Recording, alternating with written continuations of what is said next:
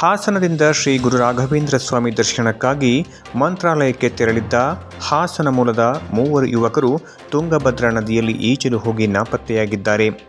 20 ವರ್ಷದ ಅಜಿತ್, 20 ವರ್ಷದ ಸಚಿನ್ ಹಾಗೂ 19 ವರ್ಷದ ಪ್ರಮೋದ್ ನಾಪತ್ತೆಯಾಗಿರುವ ಯುವಕರು. ಹಾಸನದಿಂದ 7 ಜನರ ಯುವಕರ ತಂಡದಲ್ಲಿ 3 ಜನ ನದಿಯಲ್ಲಿ ನಾಪತ್ತೆಯಾಗಿದ್ದಾರೆ. ಸ್ನಾನಘಟ್ಟದ ಬಳಿ ತುಂಬಿ ಹರಿಯುತ್ತಿರುವ ನದಿಯಲ್ಲಿ ಯುವಕರು ಈಜಲು ಹೋಗಿ ನೀರಿನ ಸೆಳೆತಕ್ಕೆ ಕೊಚ್ಚಿಕೊಂಡು ಹೋಗಿದ್ದಾರೆ. 3 ಯುವಕರು ಹಾಸನ ಜಿಲ್ಲೆಯ ಅರಸೀಕೆರೆ ತಾಲೂಕಿನ ಜಾವಗಲ್ ಗ್ರಾಮದ ನಿವಾಸಿಗಳಾಗಿದ್ದು ಡಿಗ್ರಿ ಓದುತ್ತಿದ್ದಾರೆ. ಶನಿವಾರದಂದು ಯುವಕರ ತಂಡ ಮಂತ್ರಾಲಯಕ್ಕೆ ತೆರಳಿತ್ತು.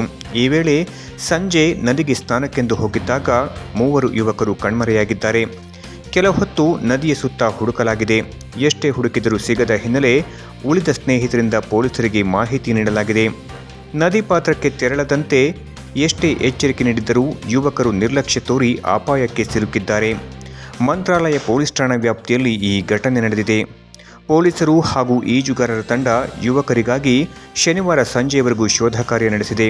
ಭಾರೀ ಮಳೆಯಿಂದ ತುಂಗಭದ್ರಾ ನದಿ ತುಂಬಿ ಹರಿಯುತ್ತಿರುವ ಕಾರಣ ಕಾರ್ಯಾಚರಣೆಗೆ ಅಡಚಣೆ ಉಂಟಾಗಿದ್ದು, ಭಾನುವಾರ ಬೆಳಗ್ಗೆ 10 ಗಂಟೆಯ ಸಮಯದಲ್ಲಿ ಮಂತ್ರಾಲಯದ ಪೊಲೀಸರು, ಶ್ರೀಮಠದ ಸಿಬ್ಬಂದಿ ಮತ್ತೆ ಪತ್ತೆ ಕಾರ್ಯ ಆರಂಭಿಸಿದ್ದಾರೆ.